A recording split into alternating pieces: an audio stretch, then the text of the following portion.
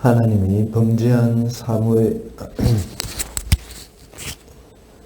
사울에게 다시 기회를 주셨습니다. 그래서 아말렉을 완전히 진멸하라고 말씀하셨지만 사울은 하나님이 주신 기회를 불순종으로 날려버린 것입니다.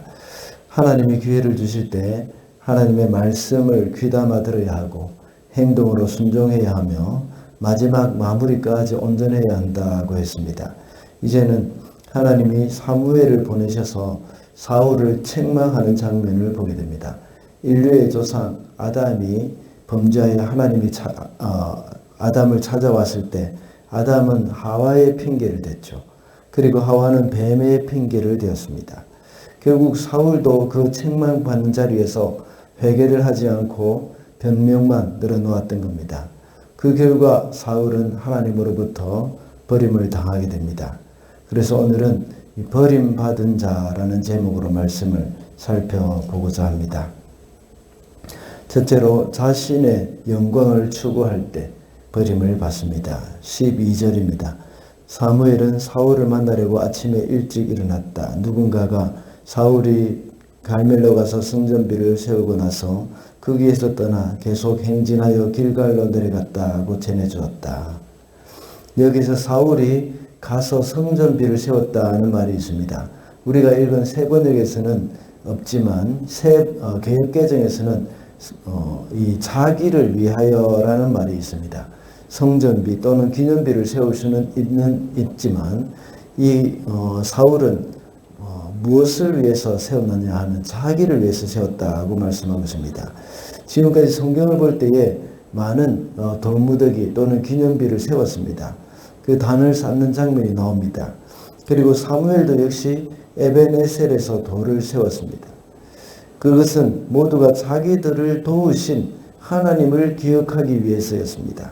그런데 사울은 하나님이 아니라 자신을 위해서 성전비를 세웠다고 본문에서 말씀하고 있습니다. 그가 행한 일은 하나님이 하신 일임에도 불구하고 마치 자신의 공로를 내세우기 위한 기념비를 세웠던 것입니다. 그가 전쟁에서 승승장구하고 또 이스라엘의 대적의 손에서 구원하게 되자 그 영광을 자신이 차지하고자 했던 것입니다.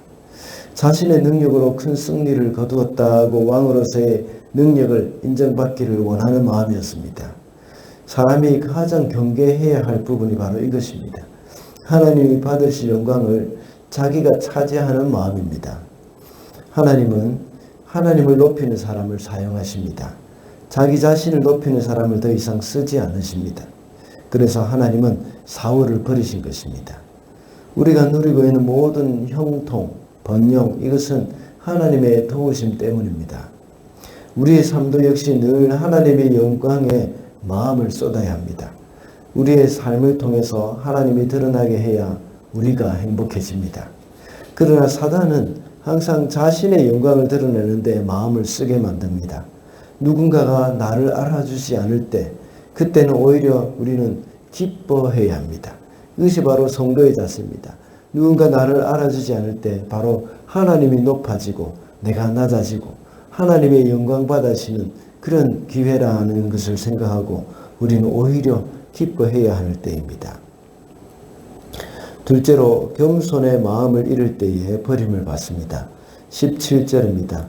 사무엘이 말하였다. 임금님이 스스로를 하찮은 사람이라고 생각하시던 그 무렵에 주님께서 임금님께 기름을 부어 이스라엘의 왕으로 세우셨습니다. 그래서 임금님이 이스라엘 모든 지파의 어른이 되신 것이 아닙니까?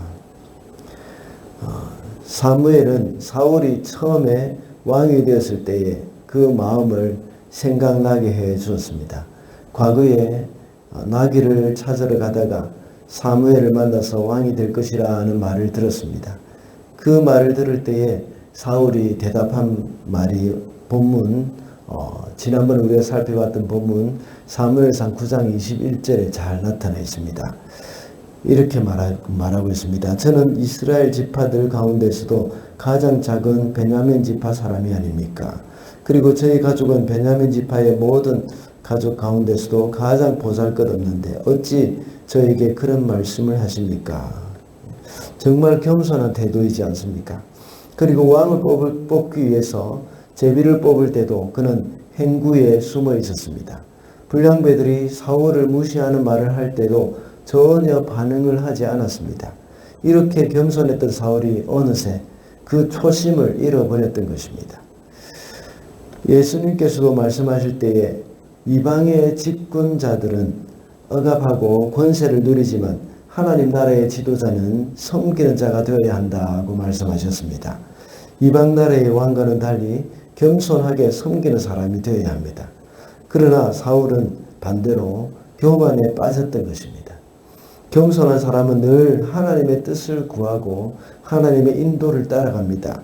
그러나 교만해진 사울은 하나님의 뜻에 귀를 기울이지 않고 자기 뜻대로 했습니다.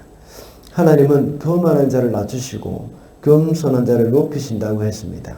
사단도 역시 처음에는 겸손하게 하나님을 찬양하는 자였지만 교만해져서 천국에서 쫓겨나고 하나님으로부터 버림을 받았습니다.